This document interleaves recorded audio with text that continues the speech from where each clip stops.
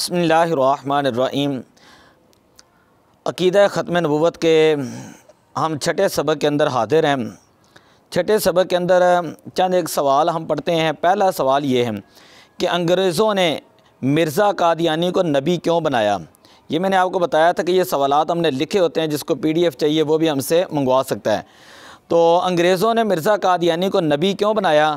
تو جواب یہ ہے کہ مسلمانوں کے اندر جذبہ جہاد ختم کرنے کے لیے اور قرآن و سنت کی تعلیمات کو مسخ کرنے کے لیے اور امت مسلمہ کو جو ہے وہ ٹکڑے ٹکڑے کرنے کے لیے انگریزوں نے یہ سازش جو ہے وہ چلی تھی۔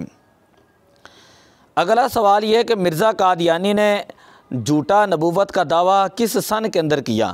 تو جواب یہ ہے کہ مرزا غلام قادیانی دجال کذاب نے جو ہے 1901 میں نبوت کا دعویٰ کیا۔ 1901 میں نبوت کا دعویٰ کیا۔ آگے سوال یہ ہے کہ مرزا قادیانی کے پیش گوئیاں جو غلط ثابت ہوئیں ان میں سے کوئی ایک بتائیں۔ ویسے تو کتابیں بھری پڑی ہیں، آپ کتابیں پڑھیں تو پتہ چلے گا، لیکن ایک یہ ہے کہ اس نے یہ کہا تھا میں مکہ کے اندر مروں گا یا مدینہ کے اندر، لیکن یہ جھوٹا ثابت ہوا اور وہ لاہور میں لیٹرین کے اندر جو ہے نا اس کو جو ہے وہ موت آئی تھی۔ سوال یہ ہے کہ تاجدار گولڑا شریف کس ہستی کو کہا جاتا ہے اور ان کا ختم نبوت صلی اللہ علیہ وسلم کے اندر کیا کردار ہے، کیا حصہ ہے؟ تو جواب یہ ہے کہ حضرت پیر سید میر علی شاہ گولڑوی رحمۃ اللہ تعالیٰ علیہ کو تاجدار گولڑا کہا جاتا ہے، جنہوں نے مناظروں مباحثوں کی صورت میں مرزا قادیانی کو شکست دیں اور زمانے بھر کے اندر جو ہے اس کو ذلیل کیا۔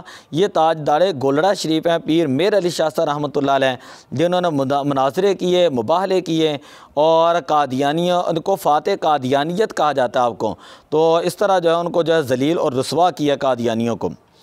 تاجدار گولڑا علیہ الرحمہ نے مرزا قادیانی کو کیا چیلنج کیا تھا؟ تاجدار گولڑا شریف پیر میر علی شاہ صاحب رحمۃ اللہ علیہ نے چیلنج یہ کیا کہ تم لاہور میں بادشاہ مسجد کے ایک مینارے پر تم چڑھ جاؤ، دوسرے پر ہم چڑھیں گے، دونوں چھلانگ لگائیں گے، جو سچا ہوگا وہ بچ جائے گا اور جو جھوٹا ہوگا وہ ہلاک ہو جائے گا۔ اور ایک بات یہ آپ نے چیلنج کیا تھا کہ ہم آ جاتے ہیں، تم بھی آ جاؤ بادشاہ مسجد میں، اور وہاں پر آ کر جو ہے نا اپنا قلم رکھتے ہیں، تم بھی اپنا قلم رکھو اور قرآن پاک کی تفسیر لکھتے ہیں۔ ہم بھی اپنا جو ہے جو سچا ہوگا نا اس کا قلم خود بخود چل کر جو ہے نا وہ تفسیر لکھنا شروع کر دے گا۔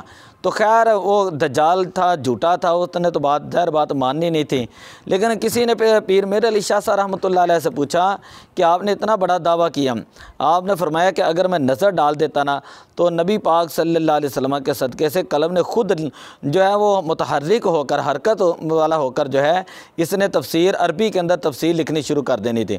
اور دوسرا آپ نے یہ اسے چیلنج کیا تھا کہ یہ ہمارے پاس میانی قبرستان ہے، تو بھی آ جا، میں بھی آ جاتا ہوں، جو حضور علیہ الصلوۃ والسلام کا سچا غلام ہوگا اللہ تعالیٰ اس کو فتح عطا فرمائے گا، تو بھی مردے کو زندہ کر، میں بھی مردے کو زندہ کرتا ہوں۔ تو اللہ تعالیٰ کے فضل و کرم سے جو ہے پیر میر علی شاہ صاحب رحمۃ اللہ علیہ کے اس چیلنج کے اوپر وہ نہ آیا۔ اور کسی مرید نے آپ سے پوچھا کہ اگر وہ آ جاتا تو پھر کیا معاملہ ہوتا؟ تو پیر میر علی شاہ صاحب رحمۃ اللہ علیہ فرماتے ہیں کہ اگر وہ جو ہے قادیانی آ جاتا تو میں نے اپنی طرف سے دعویٰ نہیں کیا تھا، یہ تو مجھے اشارہ ہوا تھا حضور علیہ الصلوۃ والسلام کی طرف سے۔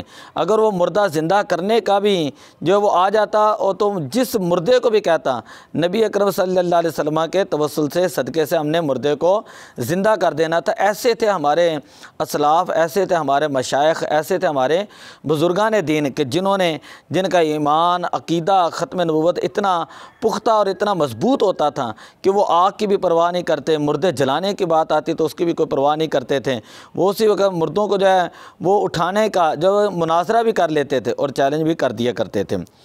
اس سے آگے کے سوالات ہم اگلی ویڈیو کے اندر کرتے ہیں، تو دعا اللہ تعالی ہمیں عقیدہ ختم نبوت کو سمجھنے کی توفیق عطا فرمائے۔ الصلاۃ والسلام علیک یا رسول اللہ وعلی آلک و اصحابک یا حبیب اللہ۔